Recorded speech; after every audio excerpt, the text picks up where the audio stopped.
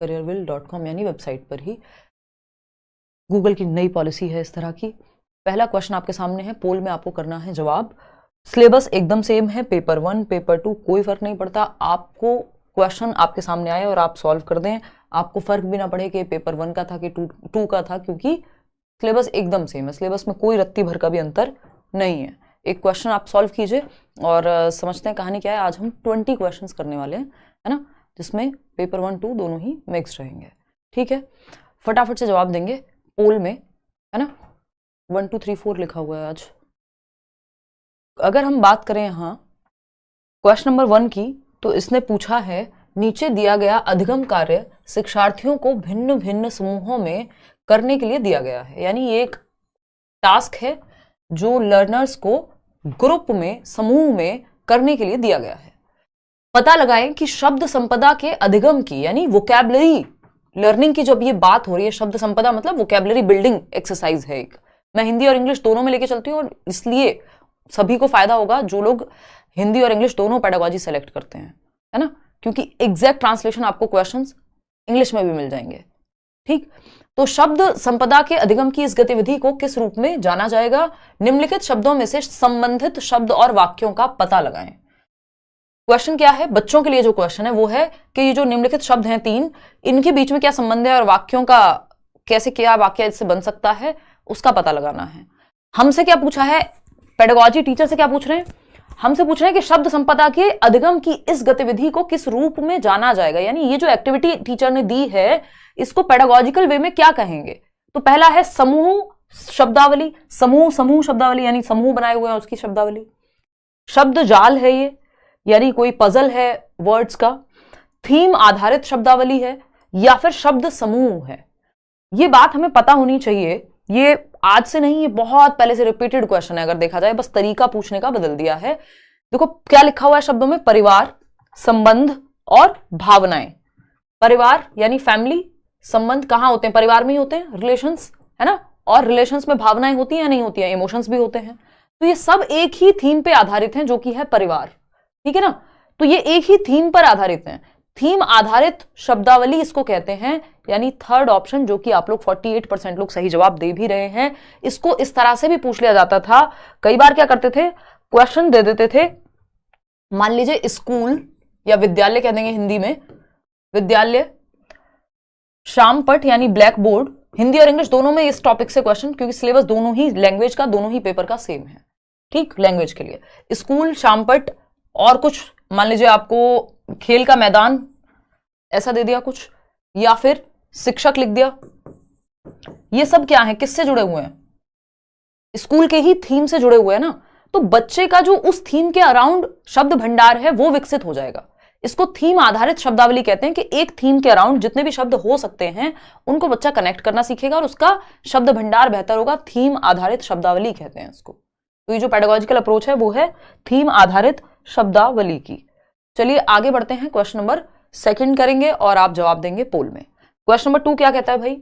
निम्नलिखित में से कौन सा प्राथमिक स्तर पर पुस्तकालय के प्रयोग के बारे में, यानी अब यहाँ पे प्राथमिक लिखा हो, कुछ और लिखा हो, कोई फर्क नहीं पड़ता यहाँ, क्योंकि ज्यादातर क्वेश्चंस आपके ऐसे सॉल्व हो जाते हैं। रेयर केस के कोई क्वेश्चन होते हैं जिसमें आपको ये देखना भी हो कि ये पेपर 1 में आया था कि पेपर 2 में, है ना।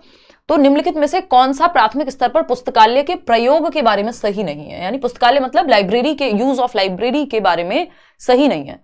पुस्तकालय एक भंडार गृह के रूप में नहीं देखा जाना चाहिए, बल्कि, यानी हम इसको एक कोई स्टोरेज रूम की तरह नहीं देखें कि स्टोर रूम है जहां पे किताबें हमने स्टोर की हुई हैं, बल्कि कैसे देखें? पहला ऑप्शन है, और क्या लिखा हुआ ऊपर कि सही नहीं है। एक तो सही नहीं है, नहीं लिखा है तो वैसे ही ध्यान से, और दूसरा कि एक भंडार गृह के रूप में ना देखा जाए, इसको एक स्टोरेज रूम के रूप में या स्टोर रूम के रूप में ना देखा जाए। पहला ऑप्शन है, अध्यापक और दूसरे वयस्क भी पुस्तकालयों में आदर्श पठन व्यवहार प्रदर्शित कर सकते हैं। आदर्श पठन क्या होता है? आइडियल टीचिंग कहेंगे इसको एक तरह से, या मॉडल टीचिंग कह देते हैं इंग्लिश में। मॉडल रीडिंग कि टीचर प्रॉपर सुर लय ताल के साथ पढ़ के दिखाए। अध्यापक या कोई और अडल्ट लाइब्रेरियन या कोई भी हो सकता है, ये आदर्श पठन व्यवहार प्रदर्शित कर सकते हैं लाइब्रेरी में, इसमें कोई दिक्कत नहीं, कर सकते हैं। बच्चे को भी एक सिटिंग कॉर्नर टाइप का बन जाएगा, ठीक है। पुस्तकालय में हमें नेगेटिव चाहिए। पुस्तकालय में पाठ्य पुस्तकों का सस्वर पठन सर्वाधिक उपयुक्त रूप से हो सकता है। यानी जो लाइब्रेरी है सिर्फ वही जो टेक्स्ट बुक्स हैं आपकी यानी पाठ्य पुस्तक हैं, उनका लाउड रीडिंग या जिसको हम स्वर पठन कहते हैं, सुर लय ताल के साथ जो पूरा पठन है, चाहे कोई कविता है तो उसको गाकर पूरी उसकी जो राइम है रिदम के साथ, है ना, सुर लय ताल का प्रयोग करके उसका उपयुक्त सबसे बेहतर ये काम सिर्फ पुस्तकालय में होगा। क्यों? बच्चे गार्डन में भी कर सकते हैं, बच्चे घर पे भी कर सकते हैं, क्लासरूम में भी ये काम किया जा सकता है कि टीचर रिसाइट कर रही हो या एक कविता का वाचन कर रही हो, स्वर पठन करा रही हो। जरूरी थोड़ी सिर्फ लाइब्रेरी में ही होगा ये काम या पुस्तकालय में ही होगा। तो ये ऑप्शन हमें गलत लग रहा है, फिर भी हमें बाकी के दोनों ऑप्शंस पढ़ने पड़ेंगे क्योंकि इससे भी गलत कुछ हो सकता है। थर्ड ऑप्शन है शिक्षार्थियों को बाल साहित्य की विविध प्रकार की विधाओं को देखने के मौके मिलने चाहिए। यानी बाल साहित्य जिसको हम कहते हैं चिल्ड्रंस लिटरेचर, है ना, बचपन में पढ़ते थे ना, तो अगर हम देखें बाल साहित्य की विविध प्रकार की विधाओं को देखने के मौके मिलने चाहिए कि भाई कोई कहानी है, कोई कविता है या कोई नाटक है, तो ये अलग अलग विधाएं हैं, ठीक है, इसमें कोई दिक्कत नहीं है, वो इस तरह की अलग अलग किताबें हो सकती हैं लाइब्रेरी में। पुस्तकों के साथ संलग्नता के सक्रिय परिवेश के रूप में देखा जाना चाहिए कि बच्चे एक्टिव रहेंगे, ऐसा एनवायरनमेंट मिल गया है लाइब्रेरी, सही बात है। लेकिन गलत क्या है? गलत है सेकेंड ऑप्शन, और जो गलत है वही सही है क्योंकि पूछा ही गलत था। तो B option is the right answer, या 2 सेकेंड जो ऑप्शन है वो आपका गलत है और यही सही है क्योंकि पूछा ही गलत है। क्वेश्चन नंबर 3 देखिएगा, साक्षरता अर्जित करने के लिए किसमें निपुणता यानी मास्टरी का होना जरूरी है? साक्षरता मतलब लिटरेसी, कि बच्चा पढ़ना सीख जाए, लिटरेट बन जाए। इसको अर्जित करने के लिए बच्चे में निपुणता किसको लेकर के होनी चाहिए, यानी मास्टरी, किस चीज पे उसकी पकड़ होनी चाहिए एक बच्चे की। पहला ऑप्शन है डिकोडिंग और भाषा अवबोधन। डिकोडिंग क्या है? आप डिकोड कर पा रहे हैं तभी ये पढ़ पा रहे हैं, है ना। साक्षरता का मतलब लिटरेसी होता है, या आपने इसको डिकोड किया अपने ब्रेन में कि स साथ में आ का डंडा, फिर क्षत्रिय वाला, फिर र लिखा हुआ है, त फिर आ की मात्रा, तो साक्षरता है ये आपने अपने ब्रेन में डिकोड किया है। डिकोडिंग और भाषा अवबोधन। अवबोधन क्या है कि साक्षरता का मतलब क्या है, यानी लैंग्वेज कॉम्प्रीहेंशन। बात तो पॉजिटिव लग रही है, फिर भी देखेंगे। कह रहे हैं मास्टरी किसकी? सटीकता और ध्वन्यात्मक बोध। यानी आप अगर साक्षरता यानी पढ़ना सीखना चाह रहे हैं, साक्षर होना चाह रहे हैं कि पढ़ के समझ पाए आप, इसके लिए सटीकता और ध्वन्यात्मक बोध। तो ऐसा जरूरी नहीं है कि आपका प्रोनाउंसिएशन एग्जैक्ट होगा, उच्चारण एकदम सही होगा तभी आप पढ़ के समझ पाएंगे। कई लोगों का उच्चारण भाई अपने क्षेत्रीय प्रभाव के कारण अलग हो सकता है, या एक्यूरेट ना हो या मानक ना हो, ये हो सकता है। जैसे अगर कोई बिहार से है तो वो सड़क को सड़क बोल सकता है, ये क्या हुआ? ध्वन्यात्मक बोध में गड़बड़ हो सकती है, लेकिन सटीक तो है। ऐसा थोड़ी सड़क को वो हवाई जहाज समझ रहा होगा, सड़क पढ़ के समझ तो सड़क ही रहा होगा, बेशक ध्वन्यात्मक बोध डिफरेंट है। तो यहां पे लिटरेसी में ऐसा नहीं है कि ध्वन्यात्मक बोध एकदम एक्यूरेट ही चाहिए, नहीं। ध्वन्यात्मक जागरूकता और प्रवाह, यानी फोनोलॉजिकल अवेयरनेस जिसको हम कहते हैं, कि आप ध्वनि, ये ध व और ये न पे छोटी की मात्रा बनेगी तो इसको ध्वनि कहेंगे। ये ध्वन्यात्मक जागरूकता है कि एक अक्षर से दूसरा एक अक्षर मिलकर के कैसी साउंड क्रिएट करेगा। ठीक है भाई, ये भी सुनने में, लेकिन ये रीडिंग के बारे में है सिर्फ। यहां पे हम साक्षरता की बात कर रहे हैं कि आप पढ़ के समझ भी पाएं। दृश्य यानी साइट शब्दावली और प्रतिमानों की पहचान। साइट शब्दावली क्या होती है? साइट वर्ड्स इंग्लिश में भी कहते हैं, जिनको आप देखते ही पहचान लेते हैं। जैसे चाहिए, अब ये चाहिए एक साइट वर्ड है जिसका मतलब आप एक बार एक नजर में पहचान लेंगे, है ना। अगर लिखा हुआ है में घर, तो इनका मतलब आप एक नजर पढ़ते ही पहचान लेते हैं। इनको इसलिए साइट वर्ड या दृश्य सामग्री कहा जाता है क्योंकि एक नजर में, एक दृश्य में ही आप इनका मतलब समझ जाते हैं। ठीक, तो ये भी सही नहीं है। सबसे बेहतर है डिकोडिंग और भाषा अवबोधन। अगर आपको साक्षरता अर्जित करनी है, आपको लिटरेसी अर्जित करनी है, यानी आप पढ़ के समझ पाए, तो एक तो आपको चाहिए डिकोडिंग, कि जो लिखा हुआ है वो आप पढ़ के डिकोड कर पा रहे हैं कि इसको ऐसे पढ़ा जाएगा। या और दूसरी चीज क्या है? भाषा अवबोधन, जिसको लैंग्वेज कॉम्प्रीहेंशन कहते हैं, कि पढ़ के आप समझ भी पाए कि ये कहना क्या चाहता है क्वेश्चन। एक तो डिकोडिंग के साक्षरता लिखा हुआ है, ये आप पढ़ पाए डिकोडिंग करने की वजह से। और इस साक्षरता का मतलब या इस क्वेश्चन का मतलब, एक तो आपने क्वेश्चन पढ़ने में जो चीज लगाई वो है डिकोडिंग। भाषा अवबोधन क्या है? आप पढ़ के समझ पाए, ये लैंग्वेज कॉम्प्रीहेंशन है। इन दोनों के बिना साक्षरता अर्जित नहीं की जा सकती। चाहे आप कितना भी एक्यूरेट पढ़ रहे हो, मतलब समझ नहीं आएगा तो कोई मतलब नहीं, उस चीज का अर्थ निर्माण ही नहीं होगा, तो कोई फायदा नहीं है। तो first option is the right answer. Question number 4 देखिएगा। क्वेश्चन नंबर 4 कहता है राष्ट्रीय पाठ्यचर्या की रूपरेखा द्वारा रेखांकित दक्षताओं को प्राप्त करने में प्रत्येक बच्चे की प्रतिभागिता को समर्थन देने वाले समावेशी, स्वागतीय और आनंददायी परिवेश सर्वाधिक उपयुक्त तरीके से कैसे सृजित किया जा सकता है।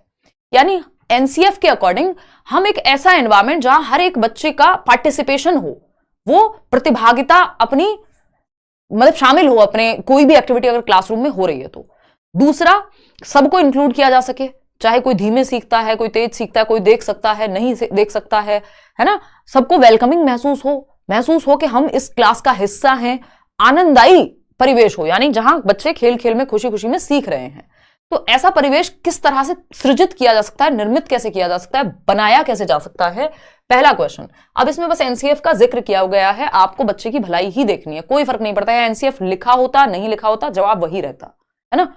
विकास के विभिन्न आयामों से बच्चों के कार्य का प्रदर्शन करके, विकास के विभिन्न आयाम कौन से होते हैं, पीसीएसई आपको बताया हुआ है, फिजिकल, कॉग्निटिव, सोशियो इमोशनल। अब इसलिए आपकी जो सीडीपी है, जो बाल विकास एवं शिक्षण शास्त्र है, वो महत्वपूर्ण है सभी सब्जेक्ट्स की पेडागोजी में।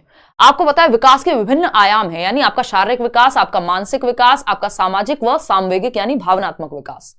तो बच्चे के विकास के सभी आयामों को यदि हम जोड़ करके ऐसे काम करने को देंगे उनमें जिसमें सारे आयाम जुड़ पा रहे हैं, जैसे जब वो कविता का वाचन कर रहे हैं एक तरह से, या कविता को सुर लय ताल के साथ गा रहे हैं मान लो, तो फिजिकल एक्टिविटी भी हो रही है ना, एक मछली पानी में गई है ना छपैक, तो वो क्या है, मतलब फिजिकल एक्टिविटी भी कर रहे हैं, तो शरीर भी उनका इन्वॉल्व है, शारीरिक विकास भी, फिर उनको वो एंजॉय भी कर रहे हैं तो उनके इमोशंस भी इन्वॉल्व हैं, ग्रुप में कविता को एक साथ पढ़ रहे हैं या गा रहे हैं तो सामाजिक विकास भी इन्वॉल्व है और मानसिक विकास भी इन्वॉल्व है, क्योंकि वो भाषा भी सीख रहे हैं। तो ये सभी पहलू विकास के एक साथ इंक्लूड हो गए, और यही एनसीएफ भी चाहता है या कोई भी डॉक्यूमेंट चाहेगा, ठीक है ना।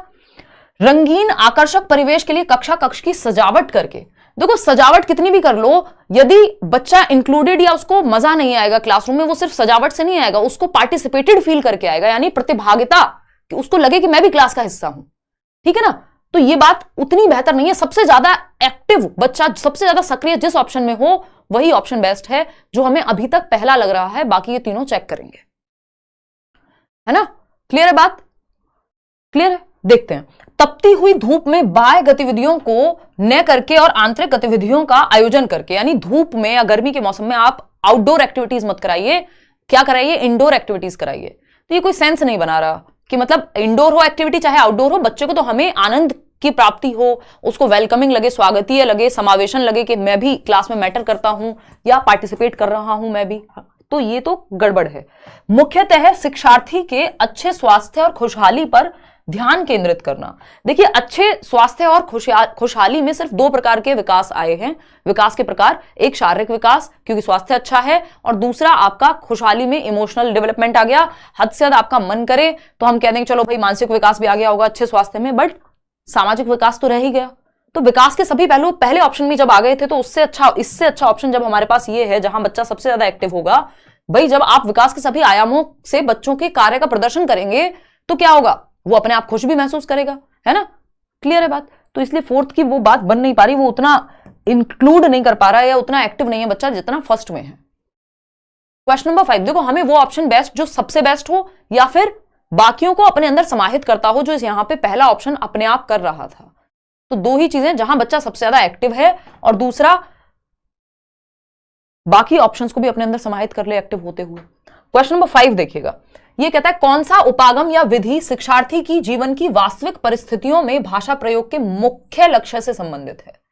शिक्षार्थी की जीवन की वास्तविक परिस्थितियों में यानी रियल लाइफ में भाषा प्रयोग यानी लैंग्वेज का यूज उसकी रियल लाइफ में कहां पे सबसे ज्यादा आएगा, कौन सी भाषा के मेथड में आएगा, ये सब मैंने कराए हुए हैं। अगर प्रीवियसली आप पुराने वीडियोस देखेंगे तो इवन हिंदी की इस बार की मैराथन भी देखेंगे। प्रत्यक्ष विधि यानी डायरेक्ट मेथड में रियल लाइफ में वो यूज करता है डायरेक्ट मेथड को, या फिर श्रव्य भाषिक विधि, प्राकृतिक उपागम या संप्रेषणात्मक उपागम। फर्स्ट ऑप्शन 42% लोग दे रहे हैं जवाब में, जो कि एकदम गलत है ना।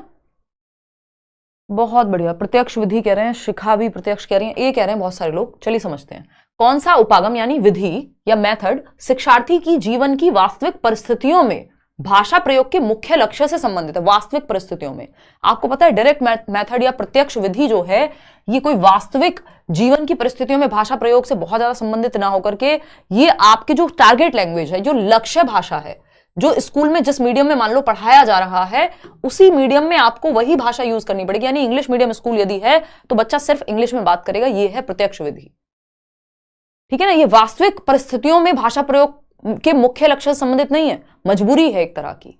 यहां मातृभाषा का प्रयोग वर्जित है, यानी मदर टंग का यूज नहीं करेगा बच्चा, है ना। सिर्फ और सिर्फ संप्रेषणात्मक उपागम है यहां पर, जिसको कम्युनिकेटिव लैंग्वेज टीचिंग कह देते हैं, या कम्युनिकेशन अप्रोच कहेंगे, कम्युनिकेटिव अप्रोच कहेंगे इंग्लिश में। मैं इंग्लिश में इसलिए बता रही हूं क्योंकि ये सारे क्वेश्चंस इंग्लिश पेडागोजी से ही उठा लिए इन्होंने, सीधे के सीधे बस ट्रांसलेट कर दिए हैं, तो इसलिए थोड़ा सा आपको पता होना चाहिए। तो अगर हम यहां देखें तो एक सिंपल सी बात है कि संप्रेषणात्मक उपागम यानी संप्रेषण करके, संप्रेषण कहां होगा, कम्युनिकेशन कहां होती है, रियल लाइफ में, तो वास्तविक जीवन में, यानी बच्चा जब बातचीत कर रहा है, चाहे वो सब्जी लेने गया हो, चाहे वो कहीं भी, वो रियल जेन्युइन कन्वर्सेशन है वहां पे, यानी संप्रेषण है, बातचीत है जो वास्तविक जीवन में हो रही है। प्रत्यक्ष विधि में जरूरी नहीं है कोई वास्तविक जीवन के ही सारे हिस्से हो, ये सिर्फ स्कूल तक सीमित है अगर देखा जाए तो, कि आप पढ़ा रहे हैं उसी माध्यम में जिस माध्यम में आपको भाषा सिखानी है जो भी, ठीक है ना। श्रव्य भाषिक विधि का यहां बनता ही नहीं है, क्योंकि ऑडियो लिंगुअल मेथड है कि आपने कुछ टर्म्स, इसको आरबी मेथड भी कह देते हैं, कि आपने कुछ टर्म्स याद कर लिए किसी दूसरी भाषा के और उनसे ही आप अपना काम चला रहे हैं, यस सर नो सर करके। प्राकृतिक उपागम, अब नेचुरल मेथड में हम ये कहते हैं कि पढ़ना लिखना भी सिखाएंगे, जो LSRW होती है, जो स्किल्स हैं, जो भाषा कौशल हैं, सुबो पाली, सुनना बोलना पढ़ना लिखना, ये एक प्राकृतिक क्रम में सिखाएंगे। जो वास्तविक जीवन से जुड़ा हुआ है वो सिर्फ डी ऑप्शन है। ऐसा नहीं है कि प्रत्यक्ष विधि नहीं होती है यूज, लेकिन वो स्कूल तक ज्यादा सीमित है। तो जब भी कुछ कीवर्ड्स हैं, जब वास्तविक परिस्थितियों की बात आ जाए, भाषा वास्तविक परिस्थितियों में भाषा प्रयोग, तो भाई संप्रेषणात्मक उपागम से बेहतर कुछ और नहीं हो सकता। ये नहीं होता तो एक बार को हम प्रत्यक्ष विधि का भी सहारा ले सकते थे। क्वेश्चन नंबर 6 देखिएगा, क्या कहता है क्वेश्चन नंबर 6, देखिए फटाफट से। क्वेश्चन नंबर 6 कहता है, कक्षा 5 की एक विद्यार्थी कहती है, मैं अपना काम अध्यापक को देने से पहले सटीकता के लिए अंतिम फाइनल रूप से भी जांचती हूं। यह विद्यार्थी लेखन के किस चरण पर है? 5th क्लास की बच्ची है जो ये कह रही है कि जब मैं अपना काम मतलब जो भी मैंने होमवर्क किया है या जो भी मेरा काम है उसको मैं पहले जांचती हूं फाइनल, सटीकता के लिए कि उसमें कोई गलती ना हो, एक्यूरेसी है या नहीं है, एक्यूरेट हो मेरा काम, गलतियां कम से कम हो, चाहे वो स्पेलिंग मिस्टेक हो या कोई भी किसी भी तरह की मिस्टेक हो, तो एक्यूरेसी के लिए फाइनल जांचती हूं, खुद से जांचती हूं, टीचर से नहीं, टीचर को देने से पहले, ठीक है ना, पढ़ने से पहले कि देख लिया आपने सही है नहीं। जब आप पेपर करने जाते हैं तो आप एक बार चेक कर लेते हैं, हाँ सब सही से लिखा है कि नहीं, ठीक है ना। मोए मोए हो गया, कोई बात नहीं अंशु, अभी होगा मोए मोए, कुछ दिन में समझ में आने लगेंगी चीजें कि किस तरह से पकड़ना है आंसर को। अंतिम यानी फाइनल रूप से भी जांचती हूँ। तो यह विद्यार्थी लेखन के किस चरण पर है? भाई ये प्रूफ रीडिंग है, रीडिंग के हमने स्टेप्स किए थे, प्रूफ रीडिंग है, यानी पढ़ने से, फाइनल काम के प्रिंट होने से पहले, मान लीजिए मेरी बुक भी आ रही होती है कोई, तो उससे पहले प्रूफ रीडिंग होगी। नोट्स तक आपको जो मिलते हैं बैचेस में, जो नए बिल्कुल नोट्स फर्स्ट क्लास कहेंगे उनको, जो मिल रहे हैं आपको आज की डेट में, उसमें लगता है टाइम। आज मैं बैच में भी समझा रही थी कि कई सारी स्टेजेस हैं जिनसे होकर के वो नोट्स गुजरते हैं, है ना। कि फर्स्ट स्टेज क्या है, जब क्लास चल रही होगी तो एक एक चीज बाइलिंगुअली नोट्स में डाली जाएगी, तो पहला स्टेप ये हो गया कि वो लिखी जाएगी प्रॉपर।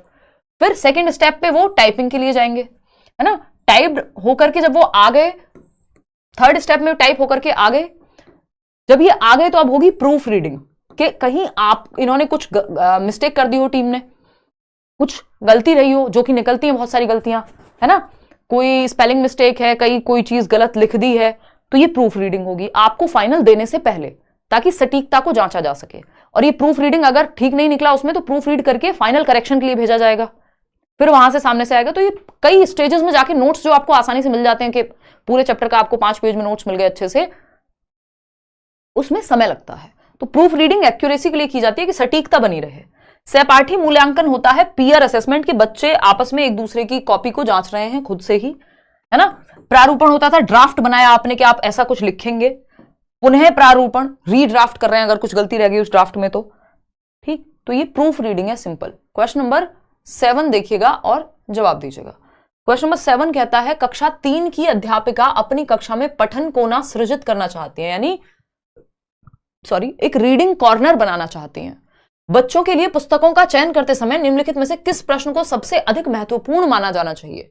यानी वो एक रीडिंग कॉर्नर, एक क्लास में एक रीडिंग कॉर्नर हो जहां बच्चे बैठ करके पढ़ सकें, या उनको कोई कहानी सुनाई जा सके, पढ़ी जा सके उनके साथ। तो इसके लिए सबसे उपयुक्त या महत्वपूर्ण बात क्या है?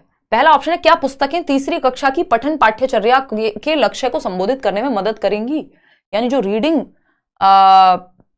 करिकुलम है या सिलेबस है, उसका जो टारगेट है वो पूरा होगा उन किताबों से। जबकि रीडिंग कॉर्नर हमेशा टारगेट या सिलेबस पूरा करने के लिए नहीं, कई बार बच्चा लैंग्वेज को एंजॉय कर पाए, उसको समझने में मजा आए भाषा को, इसलिए भी होता है।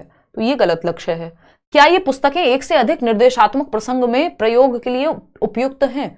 क्या आप ये जांचेंगे कि एक से अधिक जो इंस्ट्रक्शन है या सब्जेक्ट्स में काम आ जाएंगे या नहीं? ये भी सेंसलेस बात हो जाती है। क्या इन पुस्तकों के लेखक जाने माने हैं, बाल साहित्य के माननीय लेखक हैं, यानी नोन राइटर्स होने चाहिए, और बाल साहित्य की जो चिल्ड्रंस लिटरेचर है उसके इंपॉर्टेंट लेखक हैं? तो क्या सिर्फ इंपॉर्टेंट लेखक ही अगर हम पढ़ाएंगे तो बाकी लेखक कुछ अच्छा नहीं लिख रहे होंगे? तो ये भी उतना अच्छा नहीं है। इन्होंने गलती से या जो भी रहा है आंसर की में इसको ले लिया है, लेकिन ये सही उत्तर नहीं है बिल्कुल भी, ठीक है ना। ये लगाना भी नहीं है हमें, क्योंकि इस बार गलती मान लो हो भी गई, अगली बार नहीं होगी। क्योंकि फोर्थ ऑप्शन इससे कहीं बेहतर है। क्या पुस्तकें कक्षा के अधिकांश विद्यार्थियों के स्वतंत्र पठन स्तर के अनुसार लिखी गई हैं, कि वो खुद से जब रीडिंग कॉर्नर में पढ़ने बैठेंगे तो वो समझ भी पाएंगे, उनके लेवल के अनुसार हैं वो या नहीं है? यही सबसे ज्यादा जरूरी है, बजाय कि वो बहुत ही फेमस राइटर्स की बुक्स हैं कि नहीं। तो फोर्थ ऑप्शन सही है। क्वेश्चन नंबर 8 देखिएगा, ये क्या कहता है भाई? एक अध्यापिका कक्षा 2 के विद्यार्थियों के लिए विविध प्रकार की शिक्षण अधिगम सामग्री जुटाना चाह रही है। निम्नलिखित में से कौन सा मानदंड टीएलएम के चयन के लिए सही नहीं है? टीएलएम बोले तो टीचिंग लर्निंग मटेरियल, जो भी चार्ट, जो भी मॉडल, जो भी क्लासरूम में टीचर लेकर के आता है, ठीक है। शिक्षण सहायक सामग्री कहते हैं जिसको हम, टीएलएम टीचिंग लर्निंग मटेरियल। चयनित सामग्री अभी मानते हैं स्थानीय रूप से निर्मित या स्थानीय रूप से उपलब्ध हो, जिसे आसानी से बदला जा सके। तो बदला जा सके, इजीली अवेलेबल हो, हाँ ठीक है। चयनित सामग्री सिर्फ बच्चों द्वारा बनाई गई होनी चाहिए और फिसलन को बचाने के लिए कुछ खुरदरी होनी चाहिए। मतलब सामग्री पे क्या मतलब, चलना थोड़ी होता है कि अगर चार्ट बना के लाया टीचर, या फिर कोई मॉडल है, या फिर कुछ और कोई आपके जो कार्ड्स होते हैं वो उस तरह के आपके कार्ड्स हैं, या फिर अलग अलग तरह की चीजें हो सकती हैं इसमें। तो क्या उन पे चलना थोड़ी होता है भाई? चार्ट अगर टीचर स्कूल में ला करके या क्लासरूम में टांग करके आपको कुछ समझा रहा है टीचिंग लर्निंग मटेरियल के रूप में, तो उसका चिकने होने से क्या दिक्कत है? खुरदरा होना, ये एक बार को ब्रेल लिपि के बारे में कुछ कह रहे होते, कुछ दृष्टि बाधित बच्चों के बारे में बात हो रही होती तो हम मान भी लेते। तो ऐसा नहीं है कि चयनित सामग्री जो है वो सिर्फ बच्चों द्वारा बनाई गई होनी चाहिए। भाई टीचर ही लाता है जनरली, अगर देखें तो हम अपनी टीचिंग लर्निंग मटेरियल, ये पीपीटी आपसे थोड़ी बनवाई है मैं ही लेके आई हूं ना। तो ये ऐसा नहीं है कि सिर्फ बच्चों द्वारा बनाई गई होनी चाहिए, बच्चे भी इन्वॉल्व हो सकते हैं कभी चाहें तो, लेकिन जरूरी नहीं है। चयनित सामग्री इस आयु समूह के बच्चों के प्रयोग के लिए आकर्षक और सुरक्षित होनी चाहिए, कि ऐसा नहीं है कि बच्चों को वो खतरा ना हो उससे, कि आप कोई कुछ लेकर के गए इस तरह का, उससे करंट लग गया बच्चे को, तो वो सामग्री अच्छी नहीं है फिर। दूसरा, जो चयनित सामग्री आप लेके गए हैं, जो शिक्षण सहायक सामग्री आप लेके गए क्लास में, वो बच्चों की एज के एप्रोप्रिएट होनी चाहिए, एज एप्रोप्रिएट होनी चाहिए, आयु समूह के अनुरूप होनी चाहिए। दूसरी क्लास के बच्चे को आप 10वीं क्लास के लेवल की सामग्री नहीं लेकर के जाएंगे। फिर आता है फोर्थ ऑप्शन, चयनित सामग्री ऐसी होनी चाहिए जो बच्चों को जिज्ञासा के साथ खोजबीन और प्रयोग करने में भी पर्याप्त अवसर दे। जैसे कोई गेम हो सकता है लैंग्वेज को लेकर के। तो ये बाकी बातें सही है, लेकिन ये जो सेकंड ऑप्शन है वो गलत है कि सिर्फ बच्चों से ही बनवाओ और खुरदरी बनवाओ, ऐसी कोई शर्त नहीं होनी चाहिए। क्वेश्चन नंबर 9 देखिएगा, ये कहता है कक्षा 3 की अध्यापिका ने अपने शिक्षार्थियों से कहा, थोड़ा सा और जूम करेंगे, देखना एक बार। कक्षा 3 की अध्यापिका ने अपने, पढ़ के एक बार आप पोल में जवाब दे दो। हाँ देखना, तो कक्षा 3 की अध्यापिका है, यानी क्लास 3 की टीचर हैं, अपने शिक्षार्थियों से कहा कि वे अपने सहपाठियों से सकना शब्द के प्रयोग की योग्यता से संबंधित 5 प्रश्न पूछें, जैसे कि क्या तुम तैर सकते हो, सकना है ना, क्या तुम खा सकते हो, यानी 5 शब्द पूछने जिसमें सकना वर्ड यूज हुआ हो, है ना। गतिविधि का यह प्रकार किस लिए है, ये इस तरह की एक्टिविटी क्यों कराई जा रही है, सिंपल क्वेश्चन ये है।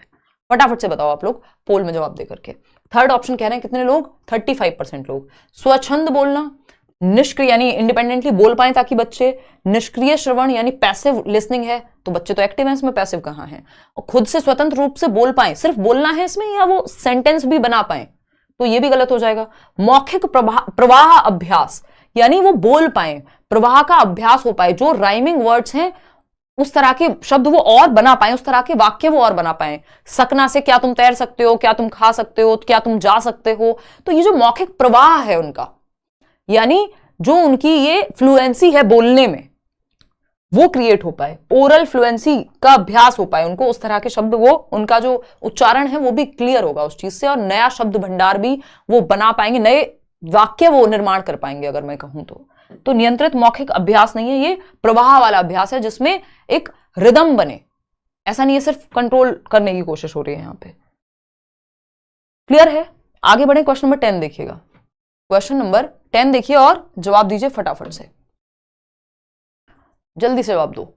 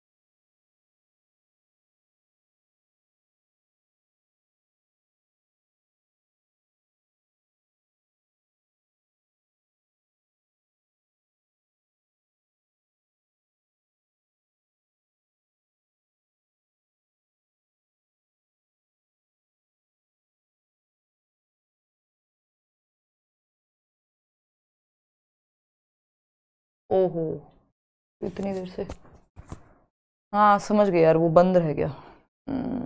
कोई नहीं, देखो एक बार इससे पहले वाला क्वेश्चन देख लेते हैं। पूरा क्वेश्चन निकल गया है ना, रामायण खत्म हो गई, पूछा जा रहा है सीता जी कौन थी। देखो एक बार क्वेश्चन नंबर 10 एक बार फिर से देख लेते हैं। साक्षरता, शिक्षण, उपागम, अक्षर और ध्वनि के बीच में संबंध की जब भी बात होगी वो फोनोलॉजिकल अवेयरनेस को दर्शाएगा, ध्वनि विज्ञान निर्देश को दर्शाएगा कि क और ख मिलके कुछ नहीं बनेगा, क और र मिलकर के कर बन जाएगा, घ और र मिलकर के जो ये साथ में आए तो ये घर बना। यानी ध्वन्यात्मक जागरूकता ही अफेक्ट होती है आपकी डिस्लेक्सिया में भी, जो हम सीडीपी में भी डिस्कस कर रहे थे, ठीक है ना। तो अक्षर और ध्वनि की जब भी बात होगी मिला के पढ़ने की तो वो ध्वन्यात्मक जागरूकता या ध्वन्यात्मक निर्देश की बात होगी, ठीक है ना। क्वेश्चन नंबर 11 देख लो फटाफट से। निम्नलिखित में से कौन सा व्याकरण शिक्षण को प्रभावशाली तरीके से पढ़ाने के बारे में सही नहीं है, नॉट लिखा हुआ है। ग्रामर टीचिंग किस तरह से ना करें। देखो बच्चे को एक्टिव रखना जरूरी है, ठीक है ना, चाहे ग्रामर हो चाहे कुछ भी हो। संप्रेषण के अभ्यास के अवसर देना, यानी संप्रेषण मतलब कम्युनिकेशन के मौके देना। बात तो ठीक है, ये तो सही तरीका है, क्या दिक्कत है, कम्युनिकेशन के माध्यम से सीख जाएगा बच्चा। भाषा हो, भाषा के नियम हो, जिसको व्याकरण कहते हैं हम। व्याकरण को उसके नियम कंठस्थ करके सीखना, तो ये सबसे खराब तरीका है। जहां बच्चा रोट लर्निंग या रटंत विद्या चलंत नहीं, तो जहां भी वो रट रहा हो बच्चा यहां निष्क्रिय है। कंठस्थ है ना, रट्टे लगा लो किसी चीज के, ये एकदम खराब तरीका है। कंठस्थ करके सीखना खराब तरीका है। व्याकरण को संदर्भ में सिखाया जाना चाहिए, एक्टिवली सक्रिय रूप से सिखाया जाना चाहिए। वास्तविक संप्रेषण प्रस्तुत करना, यानी रियल कम्युनिकेशन वास्तविक परिस्थितियों में, बिल्कुल सही है। उसके माध्यम से बच्चा सीख जाएगा कि जब वो बात कर रहा है कि अच्छा ये मेरी फ्रेंड है, मान लो नैना नाम है मेरी फ्रेंड का, तो ये जो नाम है, ये जो नैना है, संज्ञा है, ये वो बातचीत में भी सीख सकता है व्याकरण। वही है वास्तविक संप्रेषण। व्याकरण के प्रासंगिक नियम प्रस्तुत करना, यही हम बात कर रहे थे। व्याकरण को संदर्भ में सिखाना या इसी को प्रासंग में कहते हैं, प्रसंग में सिखाना, यानी प्रासंगिक कॉन्टेक्स्ट में सिखाना, कि जब एक कहानी चल रही है उस कहानी में बता दिया ये जितने भी कैरेक्टर्स हैं इनके जो नाम हैं उनको हम संज्ञा कहते हैं। ये कैरेक्टर जब मान लीजिए सीमा है जो दिल्ली जा रही है किसी एक चैप्टर में हिंदी के, तो आप बता सकते हैं जाना एक क्रिया है, तो संदर्भ में सिखा दिया आपने व्याकरण के नियमों को। लेकिन कंठस्थ करवा के रट्टे लगवा के सिखाना एकदम गलत तरीका है व्याकरण क्या कुछ भी पढ़ाने का। क्वेश्चन नंबर 12, नियम नहीं रटवाने हैं। क्वेश्चन नंबर 12 देखिएगा एक बार। निम्नलिखित में से कौन सा सिद्धांत बुनियादी चरण पर पाठ्यपुस्तक अभिकल्पना का नहीं है। यानी आप जब टेक्स्ट बुक निर्मित कर रहे हैं एक तरह से बुनियादी चरण, फाउंडेशनल, पता है ना, FPMS जो न्यू एजुकेशन पॉलिसी है, नेशनल एजुकेशन पॉलिसी, 4 स्टेजेस हैं उसमें। पहले 10+2 होता था, है ना, कि 10 साल का सेकेंडरी और फिर 2 साल का सीनियर सेकेंडरी। अभी क्या है, 5+3+3+4, है ना। तो ये जो फाउंडेशनल स्टेज है जिसमें आपका आंगनवाड़ी भी है और आपका क्लास 1 और 2 भी है, शुरुआत के फाउंडेशनल जो 3 ईयर भी है और क्लास 1 और 2 भी है। तो ये जो बुनियादी चरण है, यहां पे पाठ्य पुस्तक अभिकल्पना के बारे में क्या सही नहीं है। पहला ऑप्शन है मूर्त सिद्धांत, तकनीकी सिद्धांत, पाठ्यचर्या सिद्धांत या प्रस्तुतिकरण सिद्धांत। ये थोड़ा सा फैक्चुअल क्वेश्चन है और इसमें गलतियां हो भी काफी रही हैं, ठीक है ना। देखिएगा, प्रस्तुतिकरण सिद्धांत जरूरी है कि आपकी प्रस्तुति रोचक होनी चाहिए, अच्छी किताबें आकर्षक दिखनी चाहिए बुनियादी स्तर पे, क्योंकि बच्चा छोटा है ना। तो ये बात तो सही है। फिर आता है पाठ्यचर्या सिद्धांत, यानी पाठ्यचर्या का जो निर्माण है वो ऐसा हो कि वो बच्चे की एज के एप्रोप्रिएट हो, उसमें चीजों को समझा जा सके। ये भी जरूरी है कि पाठ्यचर्या का निर्माण ही होना चाहिए बच्चे के उम्र के मुताबिक, उसकी रुचियों के मुताबिक। तकनीकी सिद्धांत, क्या नई टेक्निक्स हैं जिनके बेसिस पे करिकुलम डिजाइन किया जाए, उसको प्लान किया जाए, किताबें बनाई जाएं, एक्टिविटीज डिजाइन की जाएं। ये तीनों ही महत्वपूर्ण हैं, लेकिन मूर्त सिद्धांत यहां सबसे कमजोर पड़ जाता है, क्योंकि ये जरूरी नहीं है कि मूर्त, अगर आप प्याजे की थियरी पढ़ेंगे तो लॉजिक के समय पे हम कहीं यूज करते हैं, ये थोड़ा सा और बड़ी एज में इसको यूज किया जा सकता है मूर्त सिद्धांत को, क्योंकि बाकी चीजें जो प्रस्तुतिकरण एंड ऑल है उसका ध्यान रखा गया है, पिक्चर्स एंड ऑल का, उसमें जितनी मूर्तता की जरूरत है वो ऑलरेडी वहां आ गई है। अलग से मूर्त सिद्धांत उतना जरूरी यहां मुख्य नहीं रह जाता, ठीक है ना। तो पहला ऑप्शन सही है यहां। ऐसा थोड़ी ऊंट के बारे में पढ़ा रहे हो तो उसको लेके आओगे, पिक्चर में प्रस्तुतिकरण कर दोगे। क्वेश्चन नंबर 13 देखिएगा। क्वेश्चन नंबर 13 देखेंगे, बुनियादी चरण की अवस्था वाले बच्चे अधिगम में तब कहीं अधिक संलग्न होते हैं जब, बुनियादी चरण मतलब बच्चा वही छोटा है ना। देखो एक बार, कितने साल का होगा, 7 साल तक की बात होगी इसमें कहीं, है ना। तो वह अपने कॉपी में अक्षरों की बार बार ट्रेसिंग करता है या बार बार लिखता है। ये बहुत अच्छा काम है, इसमें तो रट्टाफिकेशन है। मुख्य केंद्र सिर्फ सूक्ष्म गत्यात्मक कौशलों के विकास पर होता है, यानी बच्चे की सिर्फ फाइन मोटर स्किल्स, यानी वो लिखना पढ़ना सीख जाए, इसी पे फोकस है। क्यों भाई, उसका दिमाग भी विकसित हो, उसके इमोशंस भी विकसित हो, है ना, वो एंजॉय भी करे लर्निंग को। वे अध्यापक के पीछे पीछे शिशु गीत गाते हैं, तो ये भी रट्टाफिकेशन ही है कि बस छोटे बच्चे क्या है, गीत गाएंगे अध्यापक के पीछे। वे सभी इंद्रियों का प्रयोग करते हैं और अपने हाथों का सक्रिय प्रयोग करते हैं। ये बात सबसे ज्यादा सही है। ये बात मैं बहुत सालों से कहती हूँ कि जहां बच्चे के ज्यादा से ज्यादा सेंसेस, जितने ज्यादा सेंसेस इन्वॉल्व आप कर सकें उतना बढ़िया आप पढ़ा देंगे। यानी जब आपने एक चार्ट दिखा दिया तो उसके आंखें, यानी हमारे 5 सेंसेस है ना, देखना, सुनना, टच, फील, टेस्ट, है ना। तो आपने जितने ज्यादा सेंसेस इन्वॉल्व कर लिए कि बच्चा कुछ देख भी रहा है, वो सुन भी रहा है, कोई एक्टिविटी भी कर रहा है ना, कुछ टच फील भी कर रहा है, तो जितनी ज्यादा इंद्रियां प्रयोग में आएंगी उतना वो सक्रिय महसूस करेगा। तो ये सबसे ज्यादा बेहतर ऑप्शन हो गया यहाँ पे। बच्चा जहां सबसे ज्यादा एक्टिव, यानी सबसे ज्यादा सक्रिय, और एक्टिव कहां होगा, जहां उसकी इंद्रियां ज्यादा इन्वॉल्व होंगी। क्वेश्चन नंबर 14 देखिएगा। ये क्या कहता है भाई, निम्नलिखित वाक्य के संदर्भ में कौन सा कथन सही नहीं है। एक तो सारे ही क्वेश्चन में नहीं लगा दिया है, अगर कोई जल्दबाजी में पढ़ेगा तो उसका तो नंबर गया, है ना। बच्चों द्वारा शिशु गीत अलापना किसके तरीके हैं, यानी वो जो बाल गीत नहीं होते हैं, नन्ना मुन्ना क्या हूं, राही हूं, देश का सिपाही हूं, है ना, ये सब क्या है, शिशु गीत ही है एक तरह से। तो इनको गाने के बारे में या इनके उच्चारण के बारे में कौन सी बात सही नहीं है। उच्चारण का अभ्यास करने के, ये उच्चारण का अभ्यास कराते हैं जब हम शिशु गीत गाना सिखा रहे हैं बच्चे को, या वो गाता है। अभिव्यक्ति का संवर्धन और वाक्यों की लय के, शब्दावली को समृद्ध करने के, शब्द और वाक्य संरचना को कंठस्थ करने के। फटाफट से बताओ, अब गड़बड़ यहां हो गई क्योंकि इन्होंने गलत शब्द का प्रयोग कर लिया। 4th ऑप्शन कह रहे हैं कई लोग, देखना एक बार फिर से ध्यान से देखो इसको, देखते हैं देखो एक बार। बच्चों द्वारा शिशु गीत अलापना किसके तरीके हैं, उच्चारण का अभ्यास करने के, ठीक है, उच्चारण का अभ्यास हो जाएगा। अभिव्यक्ति का संवर्धन और वाक्यों की लय के, या फिर शब्दावली को समृद्ध करने के तरीके हैं, या शब्द और वाक्य संरचना को कंठस्थ करने के तरीके हैं। बताइएगा। बिल्कुल, कि शब्द और वाक्य संरचना को कंठस्थ करने के तरीके हैं। देखो इसमें से ये हटा देते हैं, उच्चारण का अभ्यास करना ठीक है, शब्दावली को समृद्ध भी किया जाएगा इसके माध्यम से, अभिव्यक्ति का संवर्धन और वाक्यों की लय के, ये भी हो जाएगा कुछ हद तक। बट अगर हम देखें शब्द और वाक्य संरचना को कंठस्थ करने की, ये भी गलत नहीं है, इसका आंसर सेकंड ही है, अभिव्यक्ति का संवर्धन और वाक्यों की लय के। शब्द और वाक्य संरचना को कंठस्थ करने के। इसको एक बार ऑफिशियली भी चेक करेंगे, है ना, इसको एक बार ऑफिशियली भी चेक करेंगे।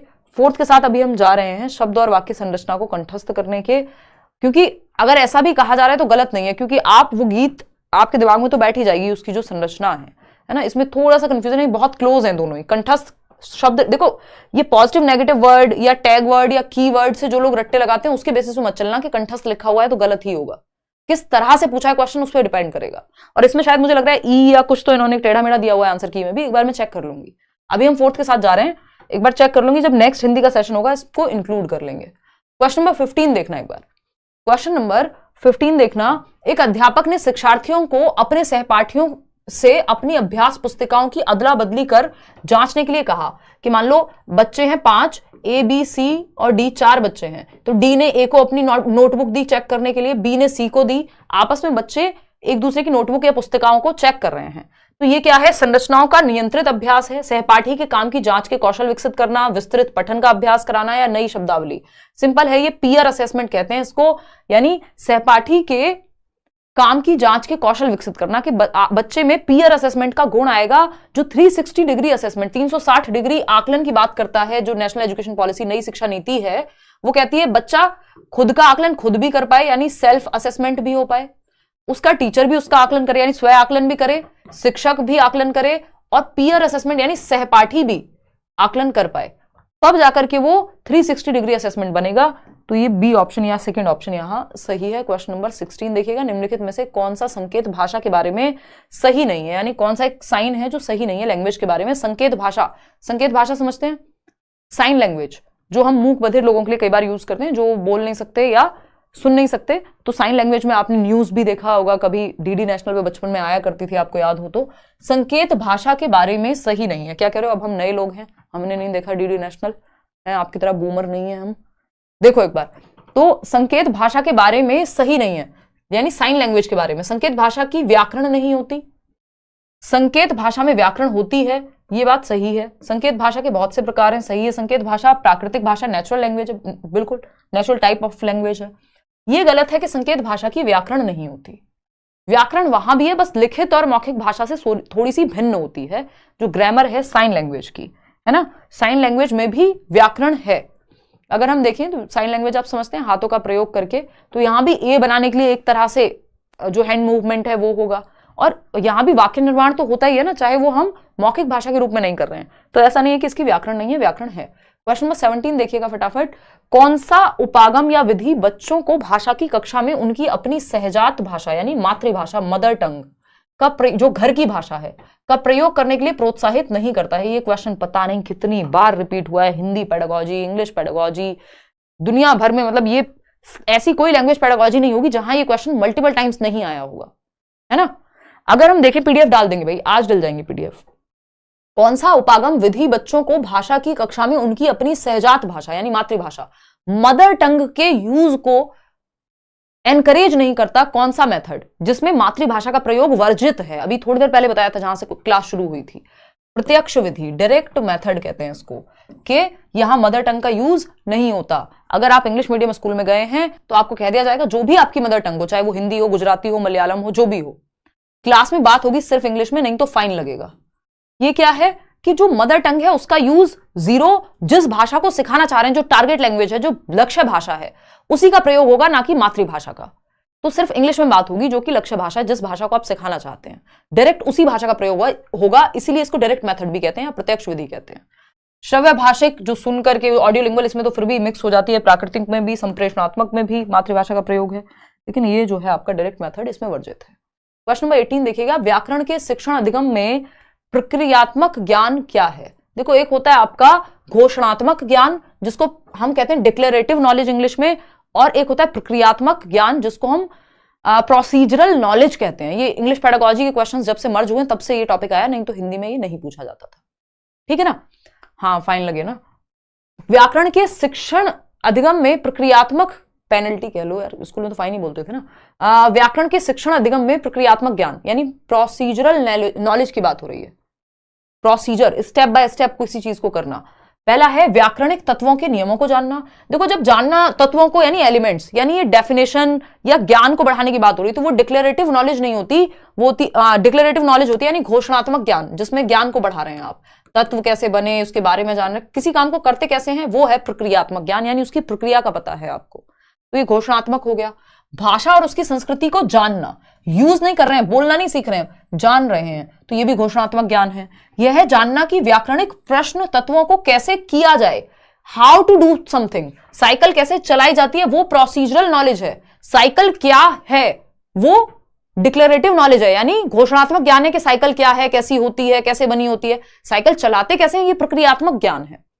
ये प्रोसीजरल नॉलेज है, यह है जानना कि व्याकरणिक प्रश्न तत्वों को कैसे किया जाए, कैसे सॉल्व करेंगे आप क्वेश्चन को। व्याकरणिक तत्वों के बारे में ज्ञान, तो वो घोषणात्मक ज्ञान हो जाएगा फिर, तो थर्ड ऑप्शन ही सही है। सेकंड लास्ट क्वेश्चन आपके सामने आ गया है, क्वेश्चन नंबर 19। 20 क्वेश्चन हमें करने हैं। एक शिक्षार्थी किसी विशिष्ट जानकारी प्राप्त करने के लिए समाचार पत्र से समाचार पढ़ती है, इस पठन को क्या कहेंगे। ये क्वेश्चन भी बहुत बार अलग अलग तरीके से पूछा जा चुका है। क्वेश्चन सारे इंपॉर्टेंट है, ये मत सोचिएगा कि जो हमें समझ में आ रहा है वो इंपॉर्टेंट, जो हमें मुश्किल लग रहा है वो इंपॉर्टेंट नहीं है ना, ऐसा नहीं है। फटाफट बताइएगा।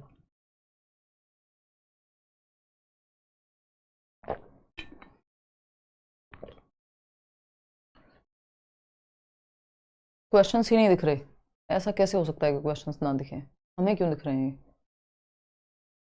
मतलब अगर मन नहीं है क्वेश्चन सॉल्व करने का तो सीधा मना कर दोगे कि दिख ही नहीं रहे हैं, ऐसे काम करोगे अब से? चलो फटाफट बताओ। क्वेश्चन नंबर 1 कह रहे हैं कई लोग, देखना एक बार, मतलब ऑप्शन नंबर 1 कि एक शिक्षार्थी किसी विशिष्ट जानकारी यानी स्पेसिफिक डिटेल, समाचार पत्र पढ़ रही हैं और देखना चाहती हैं कि ये वाली न्यूज कहां है मान लीजिए, या फिर वो क्या मैट्रिमोनियल साइट, वो सेक्शन आता है ना समाचार में, तो समाचार पत्र में वो गई ही हैं कहां देखने, मैट्रिमोनियल वाले पेज पे या स्पोर्ट्स पेज पे, है ना। तो विशिष्ट जानकारी चाहिए, कोई एक विशिष्ट जानकारी या विशिष्ट न्यूज या स्पेसिफिक डिटेल ढूंढ रही हैं, इसको हम कहते हैं स्कैनिंग। स्कैनिंग और स्किमिंग सुना है ना, तो ये स्कैनिंग है बारीकी से पठन, यानी आप गहनता से पठन कर रहे हैं कुछ पर्टिकुलर डिटेल के लिए। अध्ययन कौशल, समालोचनात्मक चिंतन, सरसरी तौर पर पढ़ना, तो स्किमिंग होता है। तो ये बारीकी से पठन के अंतर्गत आता है जब आप कोई स्पेसिफिक या विशिष्ट जानकारी ढूंढ रहे होते हैं। आज के लिए आखिरी सवाल है, इस तरह क्वेश्चन भी बहुत बार पूछे जा चुके हैं, पूछे जाते रहेंगे, आप फटाफट से इसका जवाब दीजिए। क्वेश्चन नंबर 20 देखिए, कक्षा 6 की शिक्षार्थी श्रेया अपने पिता के स्थानांतरण के कारण पंजाब के जालंधर से तमिलनाडु के मदुरई जाती है। ध्यान से पढ़ना, कक्षा 6 की बच्ची है श्रेया, अपने पिता के ट्रांसफर की वजह से, स्थानांतरण की वजह से पंजाब के जालंधर से, तो वो पंजाब से कहां जा रही हैं, पंजाब से जा रही हैं तमिलनाडु, TN लिख देते हैं, ठीक है। मदुरई गई, वह मातृभाषा के कारण पंजाबी जानती हैं, तो बच्ची की मातृभाषा क्या है, मदर टंग पंजाबी, पंजाब से गई है ना, और मातृभाषा मदर टंग है पंजाबी, ठीक है। और विद्यालय में द्वितीय भाषा के रूप में अंग्रेजी भी जानती हैं, यानी सेकंड लैंग्वेज के रूप में इंग्लिश भी पढ़ी है, ठीक है।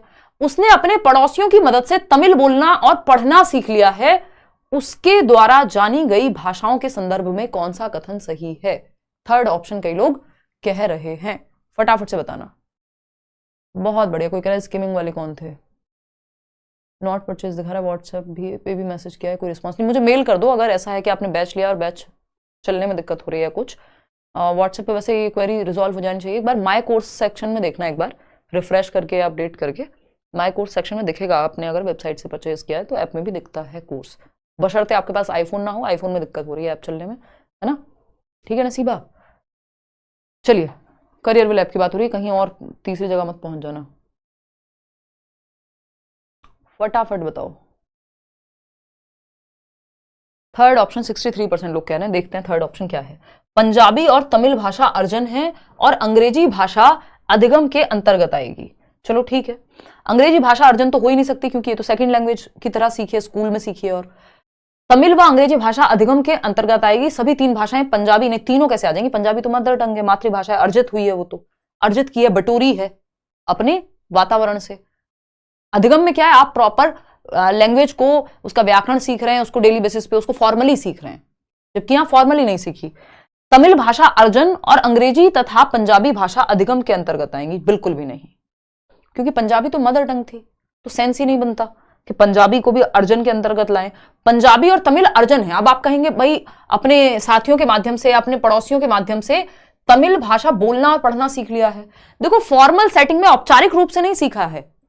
ये वैसा है कि आपने अपने घर में मदर टंग, अपनी मातृभाषा मान लीजिए हिंदी है, तो आपने आसपास से सुन के बोलना सीख लिया और थोड़ा बहुत लिखना सीख लिया, ऐसे ही बिना फॉर्मल सेटिंग में, बिना औपचारिक रूप से स्कूल जाए, कोई नियम कायदे बहुत ज्यादा अलग से जाने, तो ये अर्जन ही कहलाएगा।